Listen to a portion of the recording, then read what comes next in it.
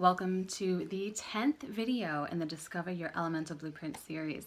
Today we are talking about fire people. And it's kind of hilarious that fire is at the end of the cycle, because if you are a fire person, you generally don't like to wait for information. So the fact that you've had to wait 10 whole days to get here is just, it's kind of funny to me. I am a fire person as well, and immediate gratification is a big thing. So thank you for your patience, my dear. So fire is the lover. They are, they rule the heart and they rule the small intestine, and they are super passionate, and there's huge themes around love. Fire is a light, and fire people are, they're passionate. They love doing what they do. Everything that they do is wholehearted, and they put their whole heart into everything. They very often wear their heart on their sleeve. And fire people, you know, they're super expressive. They have absolutely no poker face. Fire people, they're very quick, you know, just like fire. You know, it's temporary, it's always moving, it's quick. Any information that creates an emotional response in a fire person, you're going to see immediately. They don't hide that stuff very well. They can be loud, although fire is an interesting element because it has two sides. There can be the yang version of fire, which is like the loud, social, needs to be around people, center of attention type of person. And then we have a yin fire, who's a little more shy, but still super social. They just happen to do really well in small groups and are not a fan of public speaking. Whereas the yang version is like actors and getting up in front of people and performing and all of that. So things that you can look for discovering fire in a person is curly hair, red hair, freckles, any type of dimples. So if you've got like a chin dimple or even a cleft on the tip of your nose, cheek dimples, anywhere that you see dimples in a face is indicative of fire. And any person with red hair or those things, they will have some fire in their nature. They also tend to have really, really big eyes. So like Zooey Deschanel and Katy Perry are great examples of this. They're just that big, huge, doe-eyed face. So that is a fire feature. And also with men, which is really interesting, they tend to shave their heads, or they're completely bald, and they'll shave their head before they become bald. It's a fire thing. They would prefer to have no hair on their head. And in Chinese medicine, it's like all the fire has burned the hair away. So a lot of times they'll shave their head because they feel like that's how they want to express themselves in the world. That is very much a fire quality. So they're super talkative, they use their hands, they're demonstrative, they don't sit still a whole lot. And because of this, fire children have a super hard time in school because we want them to sit still and be quiet and listen, and fire kids are constantly moving. They don't know how to be quiet, and they are labeled as having ADD because they get so excited that they can't help but just open their mouth or blurt out an answer. You know, they're kind of hyperactive, but not because there's something wrong with them. It's because they're fire and they're excited and they're passionate and they're joyful, and they can't be contained. So a fire person, they want love more than anything else. The heart is a huge theme around a fire person. It's, like I said, it's the heart and the small intestine. So the heart, it's about love and being accepted for who you truly are. In Chinese medicine, the heart is considered where like your true self lives.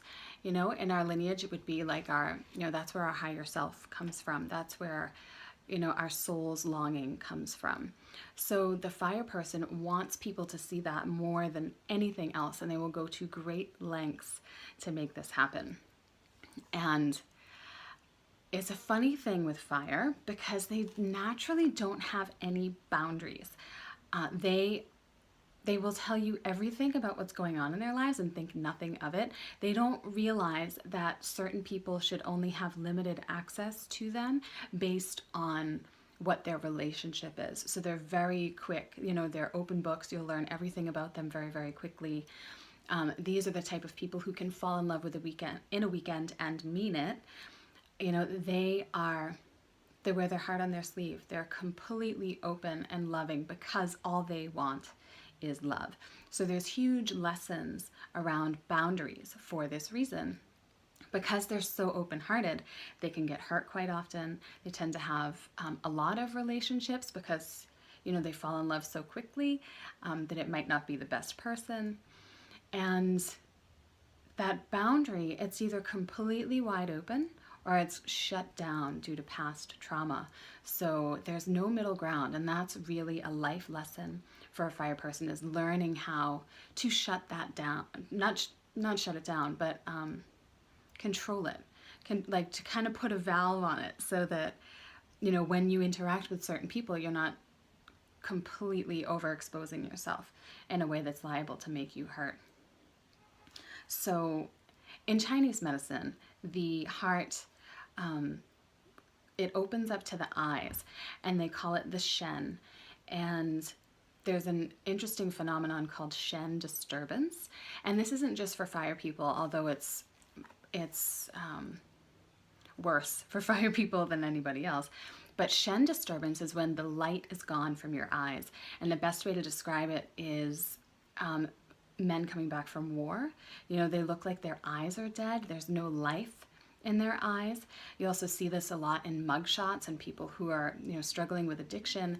The light in their eyes is gone. Their spirit is hurt. And with fire, so in our culture, we associate fire with danger and destruction and being super powerful.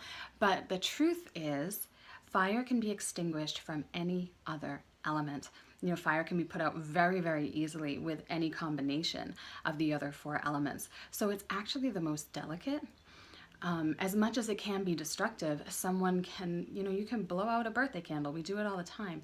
So it's easy with enough trauma to put out somebody else's fire, and that's why their eyes look dead.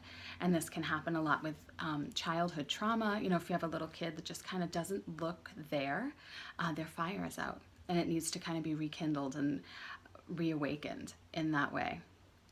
So because more heart stuff, they tend to be really, really relationship oriented. Everything that they do is about relationships, and it serves them extremely well in any type of business capacity. So a fire person's superpower is that because they're so open, they can see everybody else on a heart level, on a soul level, and on a spirit level. So they can look at someone and engage with them and understand exactly where they're coming from and love them for exactly who they are with no judgment, and then help them to accomplish whatever it is that they've been hired to do. So they're excellent transformers. They're great healers or therapists. They are incredible transformers. Like the phoenix rising from the ashes is a great depiction of what a fire person's life, that's what their gift is to really transform that stuff and rise from the ashes. They're a light. They can change the energy of a room. A fire person walks in and you notice. A young fire person especially, they like to be the center of attention. They're storytellers. They can sometimes exaggerate on those stories because it's funny and they like fun. Fire people are all about fun. If it's boring, it's not worth doing. And they strive for that fun and that joy and that childlike experience of life.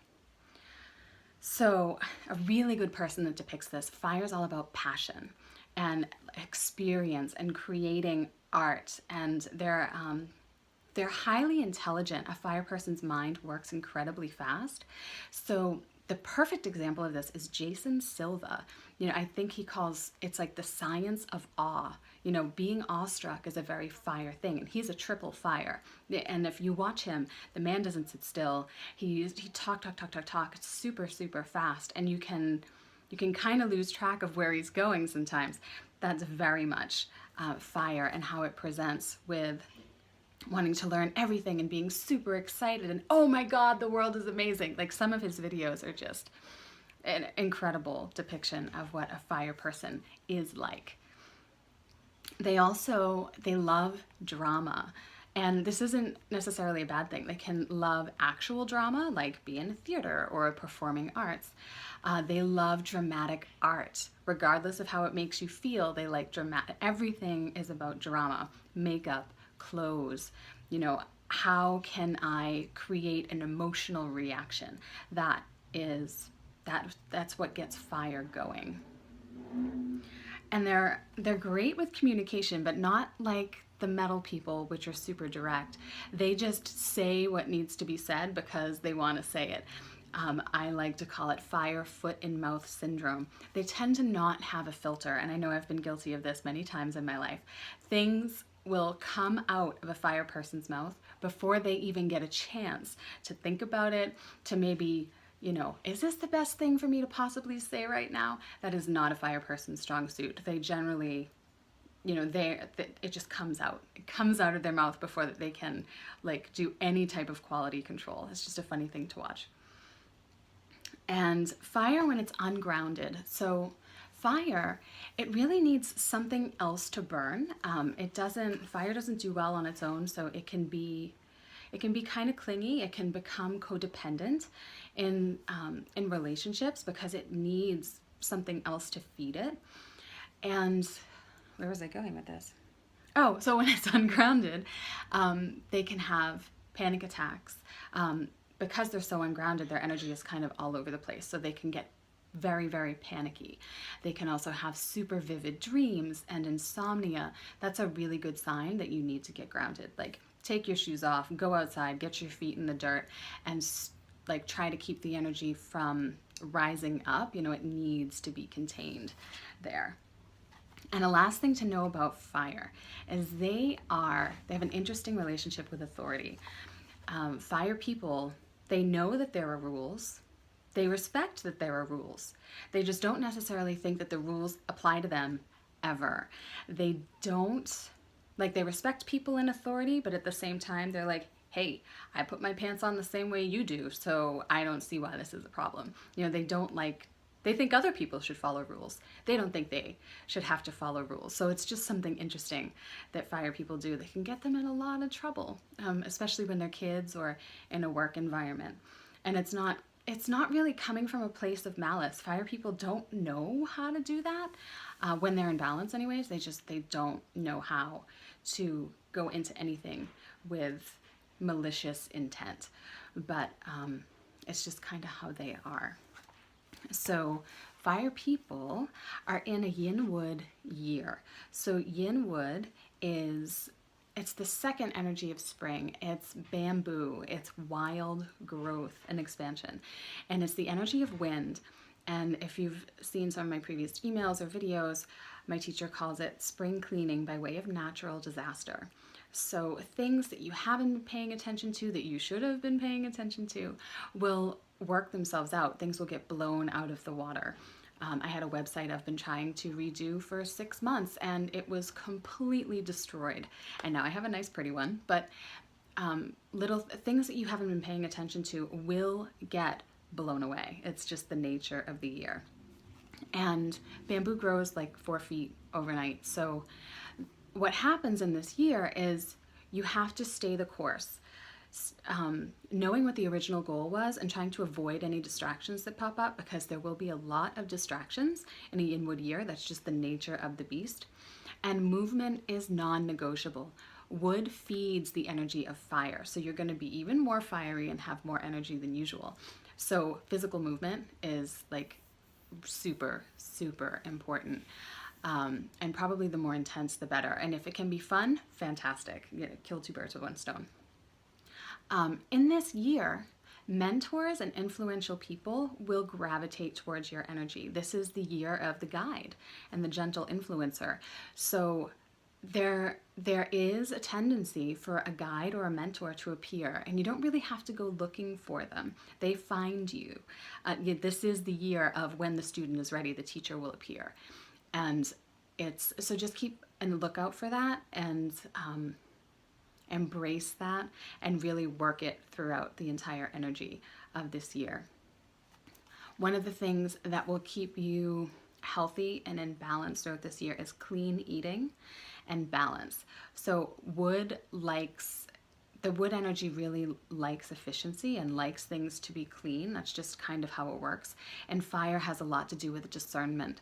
So, practicing clean eating, doing cleanses, healthy whole foods that will really support you during this time.